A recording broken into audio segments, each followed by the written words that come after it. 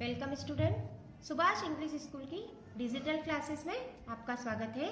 आज हम कक्षा छठी की संस्कृत का 21 पाठ पढ़ेंगे। 21 का मतलब होता है 21 पाठ, जिसका नाम है सुभाषितानी। सुभाषितानी का मतलब होता है अच्छे वचन। इसके बारे में हम पढ़ेंगे। तो इसमें सबसे पहला जो श्लोक है वो है उद्यमेन ही सिद्ध्यन्ति कार्याणि न मनोरथेह न ही सुप्तस्य सिंहस्य प्रविश्यन्ति मुखे मृगा। अर्थात परिश्रम से ही कार्य सफल होते हैं। उद्यमेन का मतलब होता है परिश्रम करने से, सिद्ध्यन्ति मतलब सफल होते हैं। तो परिश्रम से ही कार्य सफल होते हैं, न कि सोचने से। जिस प्रकार से सोए हुए शेर के मुंह में पशु मतलब जो शिकार जो रहता है, शिकार खुद प्रवेश नहीं करता है, उसके लिए भी उसको मेहनत करनी पड़ती है। तो जो आलसी व्यक्ति है, अगर वो मेहनत नहीं करेगा तो वो कभी भी सफलता को प्राप्त नहीं कर सकता है। तो परिश्रम करने से ही कार्य सफल होते हैं, न कि सोचने से। तो हम लोगों को परिश्रम करना चाहिए। नहीं तो जिस प्रकार से एक सोया हुआ शेर खुद सोचता है कि मेरे मुंह में शिकार खुद प्रवेश करेगा, लेकिन ऐसा नहीं होता है, उसके लिए भी उसको मेहनत करनी पड़ती है। अब इसका दूसरा श्लोक है काकः कृष्ण पीकः कृष्ण को भेदः पीक काकयोः वसंत संप्राप्ते काले काकः काकः पीकः पीकः। अर्थात कौवा भी काला होता है, मतलब काकः कृष्ण पीकः कृष्ण मतलब कौवा भी काला होता है और कोयल भी काली होती है। पीकः का मतलब होता है कोयल। तो दोनों में क्या अंतर, मतलब इन दोनों में अंतर हमें कैसे पता चलेगा, क्योंकि दोनों काले होते हैं। इनका अंतर जो है वो हम पता नहीं कर सकते। तो इसमें दोनों में अंतर कैसे हमें पता चलता है कि वसंत ऋतु जब आती है, जब वसंत ऋतु आती है तब कोयल बोलती है, कोयल का मीठा स्वर हमें सुनाई देता है। तो तब हमें पता चलता है, तब हमें मालूम पड़ता है कि कौवा कौन है और कोयल कौन है। अर्थात इनमें जो फर्क हमें कैसे पता चलता है, जब वसंत ऋतु आती है तब हमें इन दोनों में पता चलता है कि कौन कोयल है और कौन कौवा है। इसी तरह से इसका तीसरा श्लोक है नरस्याभरणं रूपं रूपस्याभरणं गुणः गुणस्याभरणं ज्ञानं ज्ञानस्याभरणं क्षमा। अर्थात मनुष्य का आभूषण रूप है। नरस्याभरणं रूपम, मनुष्य जो रहता है उसका जो आभूषण है, मतलब उसका जो गहना है वो क्या है, रूप है। और रूप का आभूषण गुण है। अगर व्यक्ति बहुत रूपवान है लेकिन उसमें कोई गुण नहीं है तो वो क्या काम का। तो रूप का आभूषण जो है वो गुण है और गुण का आभूषण ज्ञान है। गुणवान व्यक्ति है लेकिन ज्ञानवान नहीं है, तो गुण का जो आभूषण है वो क्या है, ज्ञान है। और ज्ञान का आभूषण क्षमा है। अगर बहुत पढ़ा लिखा व्यक्ति है लेकिन उस व्यक्ति में क्षमाशीलता नहीं है तो वो किस काम का। तो ज्ञान का जो आभूषण है वो क्या है, क्षमा है। मतलब मनुष्य का आभूषण रूप है, रूप का आभूषण गुण है, गुण का आभूषण ज्ञान है और ज्ञान का आभूषण क्षमा है। चौथा श्लोक है इसका काक चेष्टा बको ध्यानी स्वान निद्रस्थेव च अल्पाहारी ग्रह त्यागी विद्यार्थी पंच लक्षण। विद्यार्थी जो रहता है उसके 5 लक्षण हैं। वो कौन कौन से हैं। कौवे से खोजी प्रवृत्ति, मतलब उस विद्यार्थी का सबसे पहला जो लक्षण है वो ये होना चाहिए कि इसकी जो प्रवृत्ति है वो कौवे जैसी होनी चाहिए। तो कौवे से खोजी प्रवृत्ति। उसके बाद बगुले से एकाग्रता, विद्यार्थी में क्या होना चाहिए, बगुले जैसी एकाग्रता होनी चाहिए, जिससे उसका पढ़ाई में अच्छे से मन लग सके। तो बगुले सी एकाग्रता। कुत्ते सी नींद, उसकी नींद जो है वो कैसी होनी चाहिए, कुत्ते जैसी। मतलब कुत्ता जो है वो एक पल में मतलब उठ जाता है, उस तरह से कुत्ते सी नींद होनी चाहिए उसकी। कम खाना, विद्यार्थी का एक लक्षण यह है कि कम खाना, कम खाने वाला। और सबसे आखिरी जो लक्षण है, 5वां लक्षण जो है वो है घर से दूर रहने वाला। मतलब विद्यार्थी जो है वो घर से दूर रहकर पढ़ाई करता है तो उसका मन जो है पढ़ाई में अच्छे से लगना चाहिए। तो ये विद्यार्थी के 5 लक्षण है कि कौवे सी खोजी प्रवृत्ति होनी चाहिए, उसमें बगुले जैसी एकाग्रता होनी चाहिए, उसकी नींद कुत्ते जैसी होनी चाहिए, कम खाने वाला हो और घर से दूर रहने वाला हो। ये विद्यार्थी के 5 लक्षण हैं। 5वां श्लोक है इसका, काव्य शास्त्र विनोदेन कालो गच्छति धीमता व्यसनेन तु मूर्खाणा निद्रिया कलहेनवा। मतलब बुद्धिमानों का जो समय है वो काव्य और शास्त्र के अभ्यास में बीतता है। बुद्धिमान व्यक्ति जो है उसका समय किस में बीतता है? काव्य और शास्त्र के अभ्यास में। परंतु मूर्खों का समय बुरी लत, नींद और झगड़ों में बीतता है। बुद्धिमान व्यक्ति जो रहता है वो अपना समय काव्य और शास्त्र के अभ्यास में बिताता है, लेकिन जो मूर्ख व्यक्ति जो रहता है वो अपना समय किस में बिताता है? बुरी लत में, नींद में और दूसरों से झगड़ा करने में बिताता है। इसका 6वां श्लोक है, यस्य नास्ति स्वयं प्रज्ञा शास्त्रम तस्य करोति किम लोचनाभ्याम विहीनस्य दर्पणम किम करिष्यति।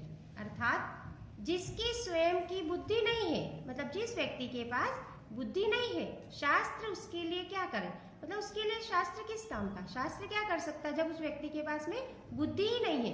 अर्थात जिस प्रकार से अंधा व्यक्ति जो रहता है, अंधे व्यक्ति के लिए दर्पण किस काम का? मतलब जो अंधा है उसके लिए दर्पण कोई काम का नहीं है।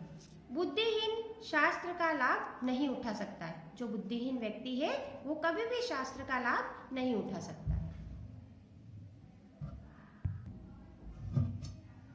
7वां श्लोक है इसका, प्रिय वाक्य प्रदानेन सर्वे तुष्यन्ति जन्तवः तस्मात् प्रियम ही वक्तव्यम वचने का दरिद्रता। अर्थात मीठा बोलने से सभी प्राणी जो है वो हमेशा प्रसन्न होते हैं। तो व्यक्ति को कैसा बोलना चाहिए? हमेशा मीठा बोलना चाहिए, अच्छे वचन बोलने चाहिए, कड़वे वचन उसको नहीं बोलने चाहिए। इसलिए व्यक्ति को मीठा ही बोलना चाहिए।